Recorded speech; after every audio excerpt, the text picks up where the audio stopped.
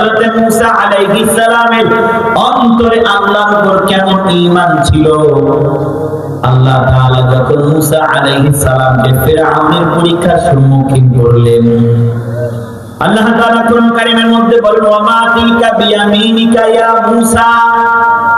মুসা আলাইহিস সালামের মুআজিজা ছিল। উচ্চ আওয়াজে উলামায়ে কেরাম সহকারে যারা জানেন তারা বলেন মুসা আলাইহিস সালামের মুআজিজার নাম কি? সবাই বলেন নাকি? লাঠি। আল্লাহ রাব্বুল আলামিন জানেন কিনা মুসার হাতে কি ডাল্লার জানা আছে না নাই? কথা বলেন না কেন? ওই মুসা আলাইহিস সালামের হাতে কি এটা আপনার আমার রব আল্লাহ জানে কিনা? তবু আল্লাহ প্রশ্ন করে, ওয়া মা তিলকা বিয়ামিনিকা ইয়া মুসা। ও মুসা পয়গম্বর, আপনার ডান হাতে ওটা কি? আচ্ছা বলেন তো আল্লাহ জানে কিনা? তবু জিজ্ঞাসা করে, ও মুসা আপনার ডান হাতে এটা কি? এটা মুফাসসিরগণ ব্যাখ্যা করেন যে আশিক মাশুকের ব্যাপার। আপনি ঘরে জানেন আপনার স্ত্রী ছাড়া তরকারি রান্না করার আর কেউ নাই, তবু স্ত্রীকে খুশি করার জন্য অনেক সময় আমরা বলি আজকে তরকারিটা কে রান্না করছে রে, এত মজা হয়েছে। বিবি সাহেবার মনটা বেজার। এই কথা শোনার পরে মন কি আর বেজার আছে? কথা বলে না। যারা বিবাহ করে না হেরা কয় যে, আর যারা বিবাহ করছে হেরা কয় চুপ করে থাকে। আর তোমরা যারা বিবাহ কর না তোমরা কেমনে বুঝলা? বলেন ঘরে রান্না তরকারি রান্না করার আর কেউ নাই, আপনার বিবি সাহেবাই রান্না করে। তরকারি ভালো হোক আর মন্দ হোক, যদি স্বামী ঘরে ঢুকে তরকারি খেয়ে যদি বলে আজকে তরকারিটা কে রান্না করছে রে, এত মজা এত স্বাদ, মন চায় আঙুলগুলো চেটে খেয়ে ফেলি। বিবি সাহেবা খুশি হয় না বেজার হয়? পাশে এসে দাঁড়ায় বলে, আপনি কি জানেন না আমি যে রান্না করছি, আমি ছাড়া কে রান্না করবে? আলাপ বাড়াইতেছে। মুখতাসারুল বাড়ির মধ্যে অধ্যায়টা আছে। আল্লাহ রাব্বুল আলামিন হযরত মুসা আলাইহিস সালামের সাথে কথা বাড়ায়, এটা আশিক মাশুকের ব্যাপার। মুসা আলাইহিস সালাম জবাব দেয়, আলা হিয়া আসাই আতাওয়াক্কাউ আলাইহা ওয়া আহুশু বিহা আলা গনামি ওয়া লিয়া ফিহা মাআরিব উখরা। মুসা আলাইহিস সালামকে আল্লাহ জিজ্ঞাসা করছে একটা কথা। এবার হযরত মুসা আলাইহিস সালাম চিন্তা করলেন, যেহেতু আল্লাহ আমাকে জিজ্ঞাসা করেছে, আমি এখন যা বলবো আল্লাহ শুনবার জন্য অপেক্ষায় আছেন। বলেন সুবহানাল্লাহ। ওয়ালা হিয়া আসাই, জবাব শেষ। ও আল্লাহ এটা আমার লাঠি। আল্লাহ কিন্তু জিজ্ঞাসা করেন যে কি করে। মুসা আলাইহিস সালাম নিজে আল্লাহর সাথে কথা বাড়াইতেছে। আতাওয়াক্কালু আলাইহা, বলে আল্লাহ আমি এর উপর ভর দিয়ে চলি। সুবহানাল্লাহ করুন। কেন কথা বাড়াইতেছে? কার সাথে? রবের সাথে কথা বাড়ায় মুসা পয়গম্বর। হায় হায় আমাদের কপাল বড় খারাপ। এই চাঁপাইনবাবগঞ্জের কোন এলাকার মানুষ না জানি আমার রাসূলকে স্বপ্নে দেখা জাহান্নামকে চিরতরে হারাম করছে নিজের জন্য। আমরা আল্লাহ তোকে দেখা দূরের কথা, আমরা রাসূলকেও পর্যন্ত দেখতে পারলাম না। আর কত মানুষ না জানি রাসূলকেও স্বপ্নে দেখেছে। মুসা আলাইহিস সালাম আল্লাহর সাথে কথা বানায়, তাওয়াক্কালু আলাইহা, ওয়া আল্লাহ আমি এর উপর ভর দিয়া চলি। ওয়া আহুশু বিহা আলা গনামি, আর আমার বকরির জন্য মেষের জন্য আমি এটা দিয়ে পাতা বা লাকড়ি পারি। ওয়া লিয়া ফিহা মাআরিব উখরা। মুফাসসিরগণ বলেন মুসা আলাইহিস সালাম আর বানাইয়া এতগুলা বলছে, আল্লাহ আমি পাহাড়ে হাঁটি, এটার উপর ভর দিয়া চলি। আল্লাহর সাথে মুসা আলাইহিস সালাম আরো অনেকগুলো কথা বলেছেন। বলেন সুবহানাল্লাহ। বলেন মুসা আলাইহিস সালাম যখন ফিরআউনের সাপের পরীক্ষায় পড়লেন, আপনারা জ্ঞানী মানুষ এই বয়ান শেষের দিকে চলে এসেছে, মনে হয় দ্বিতীয় রূপে শেষ করতে পারবো না, অনেক রাত্র হয়ে গেছে। তো মুসা আলাইহিস সালামের সামনে যখন ফিরআউন সাপ ছেড়েছে, মুসা আলাইহিস সালামের হাতে কি?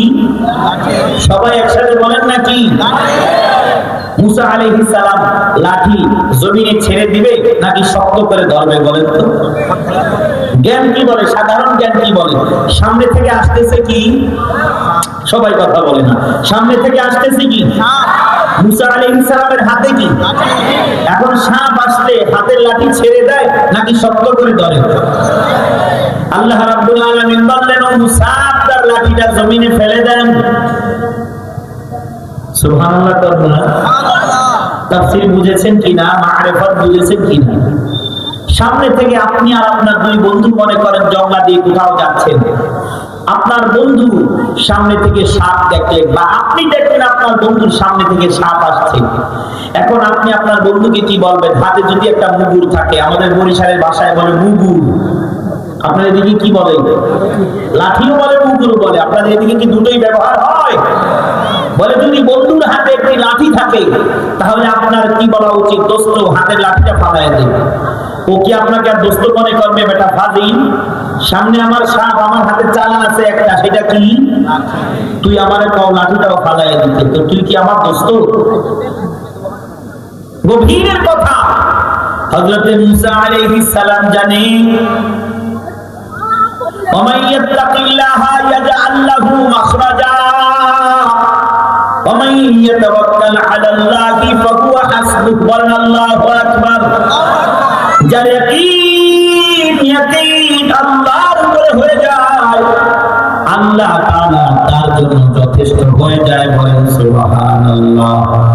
মুসা আলাইহিস সালামকে যখন আল্লাহ বলেন, পয়গম্বর আপনার হাতের লাঠিটা জমিনে ছেড়ে দেন, মুসা আলাইহিস সালাম জবাব দেয় না, আল্লাহ সামনে থেকে আসতেছে সাপ আর আপনি আমাকে বলেন হাতের লাঠিটা জমিনে ছেড়ে দিতে। আল্লাহ আমার লাঠিটা চালান, এই চালান হাত থেকে ছেড়ে দিলে আমার কি উপায় হবে? এই প্রশ্ন মুসা আলাইহিস সালাম আল্লাহকে করে না, আল্লাহর উপর ভরসা করে মুসা আলাইহিস সালাম হাতের লাঠি জমিনে ছেড়ে দেয় আর আল্লাহ তাআলা বাকি কাজ আল্লাহর হুকুমে হয়ে যায়। বলেন সুবহানাল্লাহ। এরপরে যখন মুসা আলাইহিস সালাম ছাড়লো, লাঠি হয়ে গেল সাপ।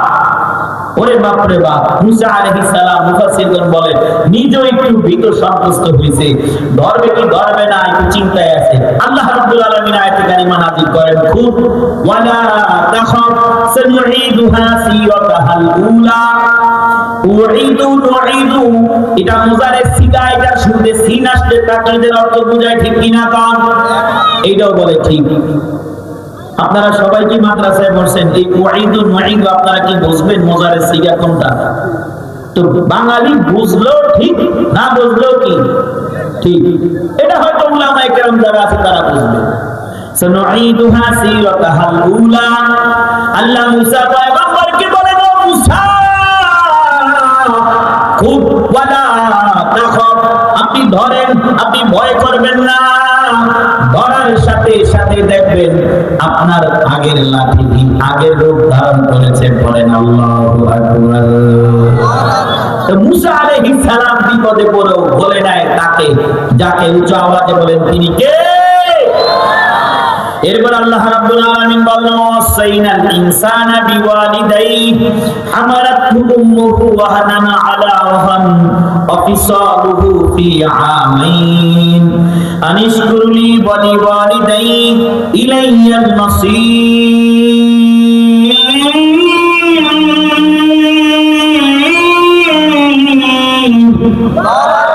আল্লাহ রাব্বুল আলামিন এরপরে বলেন, ওয়াসাইনাল ইনসানা বিওয়ালিদাইহি, আল্লাহ বলেন আমি মানুষকে আদেশ করেছি, নির্দেশ দিয়েছি, মানুষ যেন তার মাতা পিতার সহিত সৎ আচরণ করে। বলেন সুবহানাল্লাহ। মানুষ যেন তার মা বাবার সহিত মন্দ আচরণ না করে, ভালো আচরণ করে। সম্মানিত হাজিরিন, এরপর আল্লাহ রাব্বুল আলামিন কারণ বলেন কেন মায়ের সাথে আমরা সৎ আচরণ করব। আল্লাহ বলেন, হামালাতহু উম্মুহু ওয়াহানান আলা ওয়াহান, বলেন মা কষ্টের পরে কষ্ট, যন্ত্রণার পরে যন্ত্রণা সহ্য করে মা গর্ভে ধারণ করছে। এজন্য মাকে সম্মান করতে হবে, শ্রদ্ধা করতে হবে। অফিসালুহু ফি আমাইন, বলে আর দুধ পান করানোর সময় সীমা হলো 2 বছর পর্যন্ত।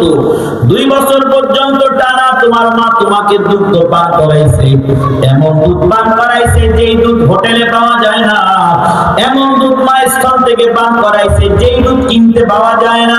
সারা পৃথিবী বিক্রি করেও মায়ের এক ফোঁটা দুধ ক্রয় করা যায় না। মুফাসসিরগণ বলেন, কোন বান্দা যদি, কোন সন্তান যদি মায়ের ঋণ পরিশোধ করার জন্য, এক ফোঁটা দুধের ঋণ পরিশোধ করার জন্য গায়ের চামড়া খুলে মায়ের জুতা বানাইয়া দেয়, দেয়, তবুও মায়ের এক ফোঁটা দুধের ঋণ পরিশোধ করা সম্ভব নয়। ও আমার চাঁপাইনবাবগঞ্জের সুন্দরপুরের সুন্দরবনের মানুষগুলো শুনে নেন, আল্লাহ রাব্বুল আলামিনের পয়গম্বরের এই কথা তাফসীর ব্যাখ্যা উলামায়ে কেরাম করে বলে একটা সুস্থ বাচ্চা যদি 2 বছর টানা 2 বছর পর্যন্ত দুগ্ধ পান করে, মুফাসসিরগণ গণনা করে বলেন, ব্যাখ্যা করে বলেন 4 থেকে 5 মণ দুধ পান করে, বলেন না সুবহানাল্লাহ। 4 থেকে 5 মণ দুধ একটা সুস্থ সন্তান পান করে বলে। আর সন্তানটা যদি অসুস্থ হয় 2 থেকে 3 মণ দুধ সন্তান পান করে।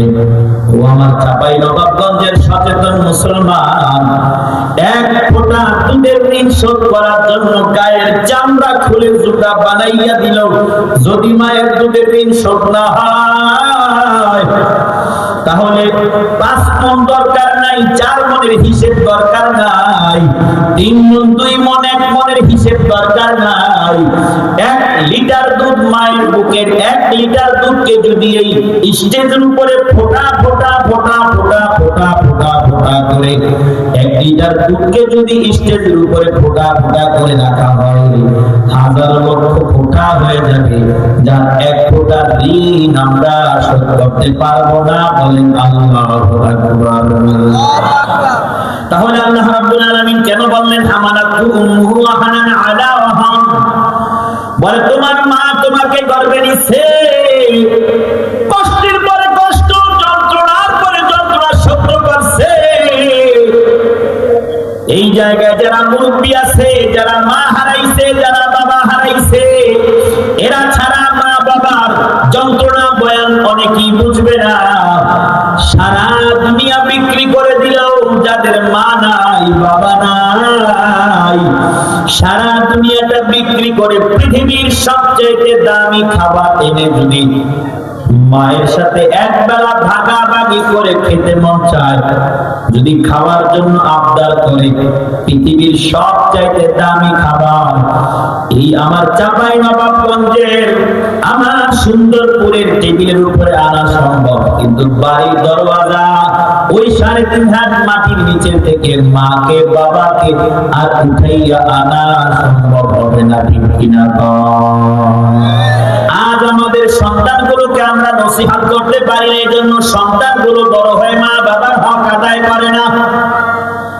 আবার সন্তানগুলো অনলাইনে ঘুরে ঘুরে ঘুরে ঘুরে যুবক ভাইরা বন্ধু বন্ধু বানাইয়া, এখন আমরা অনলাইনে মাঝে মাঝে দেখি মায়ের চোখে পানি। গত সপ্তাহের ঘটনা, সন্তান এত বাসা এত বাসা, মা বৃদ্ধা হয়ে গেল, মা বারবার পেশাব পায়খানা করে দেয়। বয়স্ক মানুষ বোঝে না, না বুঝে পেশাব পায়খানা করে দেওয়ার কারণে মাকে গরুর ঘরে, গরুর সাথে মাকে নিয়ে রাখছে, বিল্ডিং ঘরে মাকে থাকতে দেয় না। পুত্রবধূকে সাংবাদিকরা জিজ্ঞাসা করে, বলো এই সন্তানটা লালন পালন করতে তোমার শাশুড়ির কত কষ্ট হয়েছে?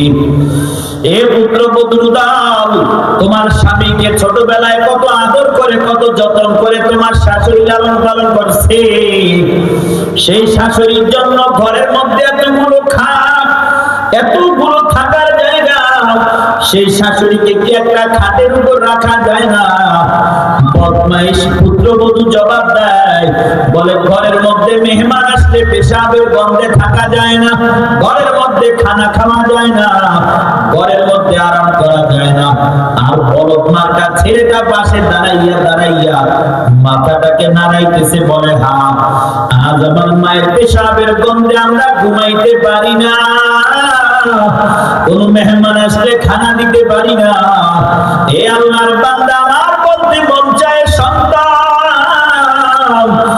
আজ তোর মায়ের পেশাবের গন্ধ তোর কাছে ভালো লাগে না রে পাশার সন্তান, বল বল বল। এক রাতের মধ্যে 7 থেকে 8 বার যখন পেশাব কইরা দিতি,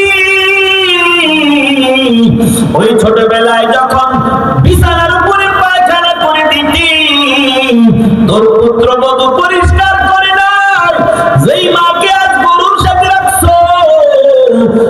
সওয়াল করে, যেই মাকে ঘুমাইতে দিছো ওই মা তোকে বিজা জায়গায় ঘুমাইতে দেয় নাই, ওই মা তোকে নিয়ে শুকনো জায়গায় ঘুমাইয়া ওই মায়ের পিঠটা মা তোর পেশাবের উপর বিছাইয়া দিছে।